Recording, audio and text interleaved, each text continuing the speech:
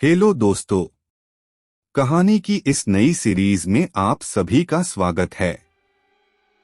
आज की इस कहानी का नाम है भूतिया जंगल। यह एक भूतिया कहानी है। अगर आपको हिंदी स्टोरीज, हॉरर स्टोरी या बेड टाइम स्टोरीज पढ़ने का शौक है तो इस कहानी को पूरा जरूर पढ़ें। भूतिया जंगल।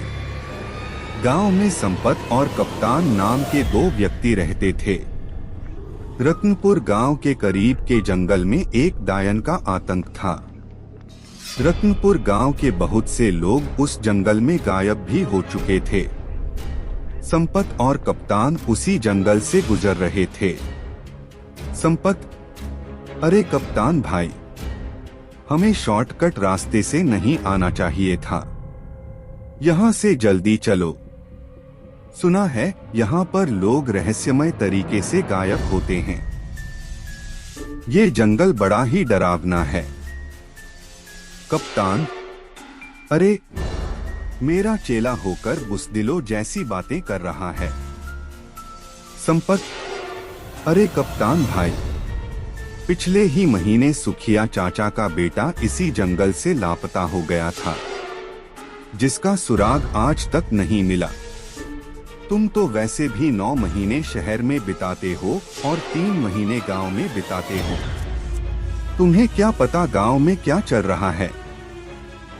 कप्तान, अबे तुम गांव के गंवार क्या जानो शहर के आमदनी के बारे में। तुम तो बस सारा दिन मुंह उठाए गांव में फिरते रहते हो। कितनी बार बोला है तुझे चेला कि मेरे साथ शहर आ जा, लेकिन तू ये गंवारों वाली जिंदगी छोड़ना ही नहीं चाहता। तभी संपत की नजर एक पॉलीथीन पर पड़ी जिसे गुरु पकड़े हुए था। संपत, ये हाथ में क्या पकड़े हो कप्तान भैया? जरा हमें भी दिखाओ क्या है इस पॉलीथीन में। कप्तान, अरे कुछ नहीं संपत, मेरी पत्नी ने शहर से कुछ डायपर के पैकेट मंगवाए थे, बस वही हैं। संपत, डायपर के पैकेट? लेकिन जहां तक मैं जानता हूं तुम्हारे घर में तो कोई बच्चा है ही नहीं। कप्तान, अबे पगला हो गया है क्या? मुन्ना को भूल गया क्या? संपत, मुन्ना? अरे वो तो 10 साल का हो चुका है कप्तान भैया। सांड की तरह फैल फैल कर मोटा ताजा हो रखा है। क्या वो अभी भी ड्राइवर पहनता है? कप्तान, तुम गांव के गंवार क्या जानो। तुम गांव के गंवार इस बात को नहीं समझोगे। हम शहर के रहने वालों के तौर तरीके कैसे कैसे होते हैं। संपत, बड़े शहर वाले बनते फिरते हो।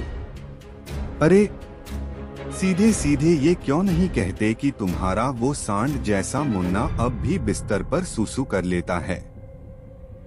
कप्तान, अरे मैंने उसे बड़े लाड़ प्यार से पाला है। संपत, क्या खाक लाड़ प्यार? अरे कान पर 2 मारो, उसके बिस्तर पर सुसु करना बंद कर देगा। उसको पीटने के बजाय उसके लिए डायपर ला कर दे रहे हो और कहते हो कि हम शहर वालों के जीने के तौर तरीके बड़े अलग होते हैं।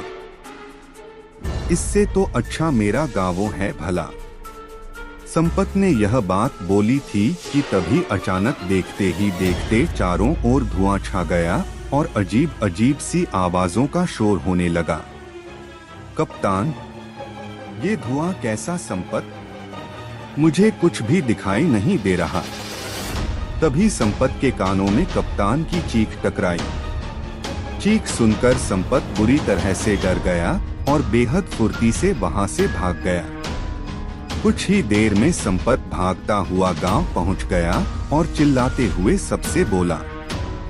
संपत, अरे गांव वालों कहाँ मर गए तुम सब के सब निकम्मों। तुम सब के सब जल्दी से मेरे साथ चलो, कप्तान भाई लापता हो गए हैं। संपत की बात सुनकर गांव का मुखिया गुस्से से बोला। मुखिया, क्या बात है संपत? क्या कुत्ते की तरह इतनी देर से भौंके जा रहा है? लगता है तू आज भी शराब पीकर आया है। कितनी बार कहा है तुझसे कि ज्यादा मत पिया कर, लिवर खराब हो जाएगा। अबे मर जाएगा किसी दिन। संपत, जल्दी चलो मुखिया जी, गजब हो गया। मैं कप्तान भाई को बस स्टैंड लेने गया था और लौटते हुए हम उसी जंगल से गुजर रहे थे जिस जंगल में वो डायन रहती है।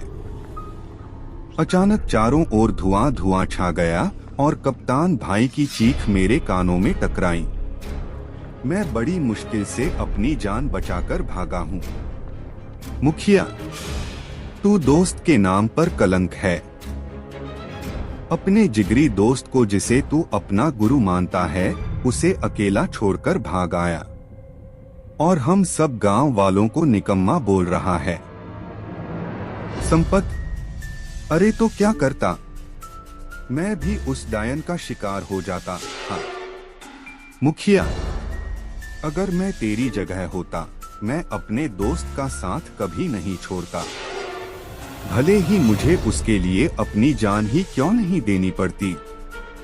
संपत, मुखिया जी अब मेरा मुंह मत खुलवा, सब जानता हूँ मैं। पिछली बार जब रतन चाचा का बेटा उस डायन का शिकार बना था, तब आप ही उसके साथ थे, मुझे सब पता है। लेकिन आपसे कोई सवाल नहीं कर सकता क्योंकि आप इस गांव के मुखिया जो ठहरे।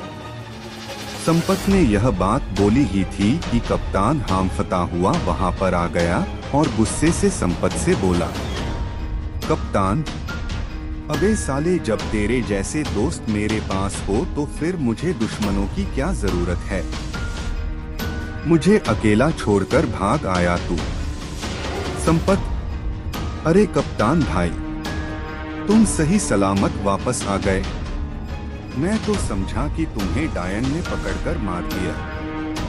मैंने अपने कानों से तुम्हारी चीज जो सुनी थी। कप्तान, हाँ, मुझे उस डायन ने पकड़ लिया था, मगर जैसे ही उस डायन ने मुझे पकड़ा, मैंने एक जोरदार मुक्का उसके मुंह पर मार दिया और वहां से भाग आया। मैं उस डायन से लड़कर आ रहा हूँ और तू डरकर भाग गया। संपत, बड़े बहादुर बने फिरते वो कप्तान भाई। अगर इतनी ही बहादुरी थी तो फिर चीखें क्यों?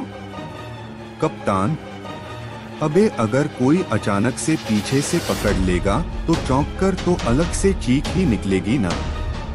मुखिया, अब तुम दोनों लड़ना बंद करो। गांव में ना जाने कितने लोग उस जंगल से लापता हो गए। हमें इस समस्या का समाधान जल्द से जल्द करना होगा। मुखिया, कप्तान, तुम ही पहले ऐसे व्यक्ति हो जो उस डायन के चंगुल से सही सलामत आ गए हो। इसका मतलब तुम में उसका सामना करने की हिम्मत है।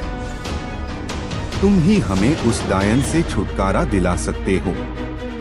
कप्तान, मेरा